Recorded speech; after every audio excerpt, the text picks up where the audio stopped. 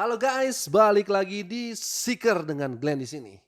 Dan kali ini gue mau ngebahas Ku Klux Klan di Amerika. Atau gue singkat menjadi Klans biar gampang nyebutnya. Nah, apa sih Klan ini atau kelompok apaan Klan ini? Kalau kalian yang udah denger video Frank Lucas gue kemarin, pasti masih inget kan? Gue ada bahas sedikit tentang Klans ini di video itu. Jadi kita semua tahu kalau Amerika itu adalah negara yang maju, canggih dan juga sangat modern. Tapi meski begitu, faktanya di Amerika sana masih ada rasisme tuh. Bahkan ada kelompok-kelompoknya juga. Dan kelompok ini yang paling terkenal namanya Ku Klux Klan atau Klans. Mereka bikin organisasi Klan ini dengan tujuan untuk ngeberantas kaum kulit hitam dan juga kaum minoritas lain di Amerika sana. Seperti Yahudi dan juga Asia. Nah, kelompok ini tuh yakin kalau ras kulit putih itu adalah ras yang terbaik. Jadi ideologi mereka adalah bahwa satu-satunya ras tertinggi adalah ras kulit putih. Dan ras-ras lainnya itu tidak boleh hidup di Amerika. Dalam aksinya, organisasi ini juga meneror bahkan sampai ngebunuh orang-orang kulit yang berwarna. Khususnya orang kulit hitam di Amerika. Dan yang gilanya juga, kelompok ini sampai nyerang orang kulit putih yang dianggap udah ngelindungin atau ngebela orang kulit hitam.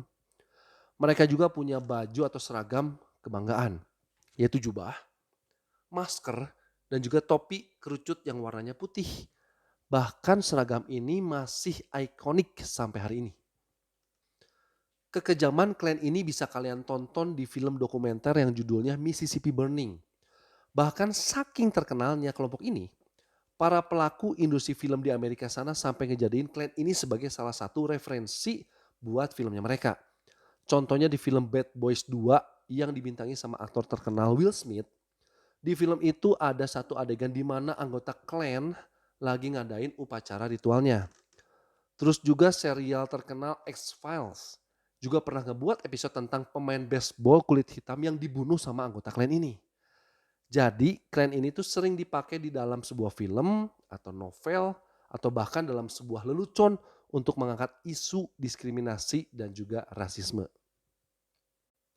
Terus gimana nih ceritanya kelompok ini bisa sampai berdiri? Jadi gini guys singkatnya. Peristiwa ini tuh dimulai di sekitar abad ke-19 atau di tahun 1800-an. Yaitu di tahun 1861 sampai 1865. Amerika tuh pernah ngalamin perang saudara antara negara bagian utara Amerika dan juga negara bagian di selatan Amerika.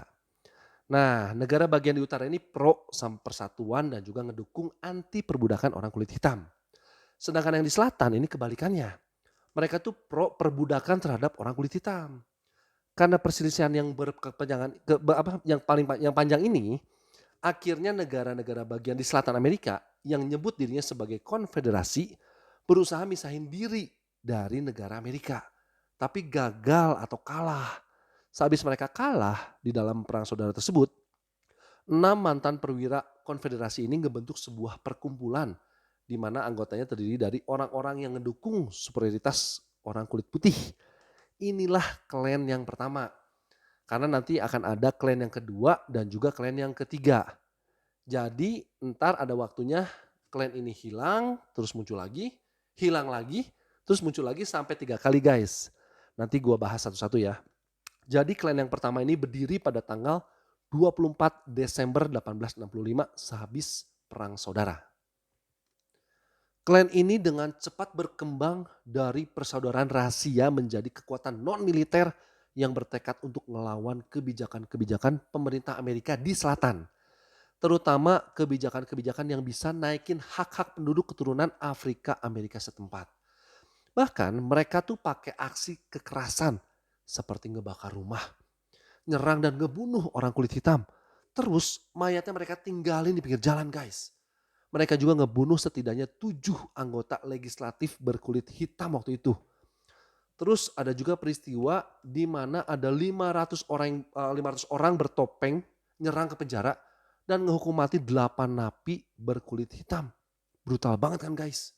Dan karena situasi udah semakin gawat, akhirnya di tahun 1871 Kongres Amerika atau kayak DPR lah di Indonesia ini, mereka tuh ngesahin undang-undang Ku Klux Act. Dan undang-undang Ku Klux Act ini yang bikin presiden Amerika waktu itu yang namanya US Grant bisa pakai kekuatan militer buat neken klan ini. Dan 9 daerah di Carolina Selatan ditempatkan dalam situasi darurat militer. Dan terjadi ribuan penangkapan anggota klan ini. Akibatnya banyak cabang klan di selatan Amerika ini ditutup. Intinya aksi klan ini berhasil diredam sehabis kurang lebih 6 tahun berdiri. Klan yang kedua, ini dimulai dari kelompok kecil di Georgia di tahun 1915. Pendirinya adalah William Joseph Simons. Dan kelompok ini tuh berkembang dari kelompok berskala kecil menjadi kelompok berskala nasional di tahun 1920-an. Dan tercatat kalau jumlah anggotanya itu mencapai angka 4 sampai 5 juta orang. Luar biasa kan guys. Dan di dalam aksinya, kelompok ini tuh nebar ancaman di media cetak, terus ngebunuh atau ngelakuin tindakan kekerasan kepada orang kulit hitam hanya karena orang kulit hitam tersebut tuh berinteraksi dengan perempuan kulit putih. Dan serta mereka juga ngancem orang kulit putih yang berteman dengan orang kulit hitam. Dan klan kedua ini akhirnya menghilang pada tahun 1940-an. Dan klan yang ketiga ini muncul setelah tahun 1950-an dan berlangsung sampai hari ini.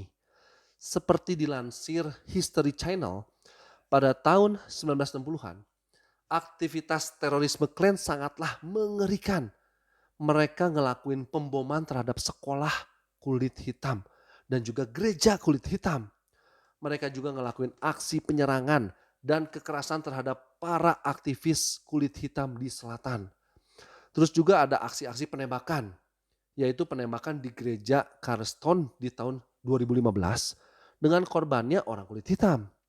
Lalu ada juga penembakan sinagog Pittsburgh di tahun 2018 dengan korban etnis Yahudi. Dan yang terakhir, penembakan di El Paso di tahun 2019 dengan korban ras Hispanik Meksiko. Terus klan ini juga punya ritual-ritual yang harus dilakuin oleh para anggotanya. Di dalam ritual tersebut, para anggotanya akan berkumpul di luar ruangan. Mereka tuh pakai gaun putih dengan tudung yang menutupi wajah yang ngebuat suasana makin terasa mistis. Mereka juga memiliki buku aturan yang disebut dengan kloran. Nah, kloran ini juga nulis tentang gelar-gelar untuk berbagai posisi di dalam klan. Dan calon anggota juga harus bersumpah kalau mereka adalah warga negara Amerika kulit putih kelahiran asli. Hari ini eksistensi mereka tuh makin muncul dan jelas di publik. Apalagi semenjak kemenangan Presiden Donald Trump pada pemilu Amerika tahun 2016. Dan kelompok anti kulit hitam ini tidak malu-malu lagi muncul di depan publik. Dan awal Desember 2016, sebagaimana dilaporkan di dalam koran The Huffington Post, klan ngelakuin parade atau pawai berkeliling di daerah Roxboro, Carolina Utara. Dan polisi lokal, petugas keamanan sampai ngeblokir sejumlah persimpangan jalan demi berjaga-jaga selama parade. Mereka juga ngelilingin kota dengan melambaikan bendera Amerika, bendera konfederasi, dan juga bendera klan. Tapi meski heboh dengan yel-yel superior kulit putih, hanya sedikit warga biasa yang ngedukung aksi tersebut. Dan menurut pejabat setempat, parade itu hanya berlangsung dalam beberapa menit saja. Jadi nggak laku guys. Dan yang terbaru adalah pada bulan Juni 2020 lalu. Polisi itu nangkap pemimpin klan yang bernama Harry Rogers dengan tuduhan udah nabrakin mobilnya ke sekelompok pelaku aksi protes Black Lives Matter di negara bagian Virginia, Amerika Serikat. Nah, kalian tahu kan protes Black Lives Matter ini tuh sempat heboh di Amerika sana. Nah, protes ini tuh akibat ada satu orang kulit hitam yang namanya tuh George Floyd meninggal akibat lehernya digencet pakai kaki sama polisi kulit putih. Oke guys, sampai di sini dulu ceritanya. Kiranya kita bisa mengambil hikmah dari cerita ini. Bahwa kita tuh tidak boleh membeda-bedakan manusia. Nggak ada kulit kuning, kulit putih dan kulit hitam. Karena semuanya adalah ciptaan Tuhan. Kalau kita membenci manusia artinya kita juga membenci penciptanya. Nah, semoga kalian suka dengan cerita ini. Jangan lupa di like, di share, komen, dan juga subscribe. Sampai jumpa di cerita berikutnya.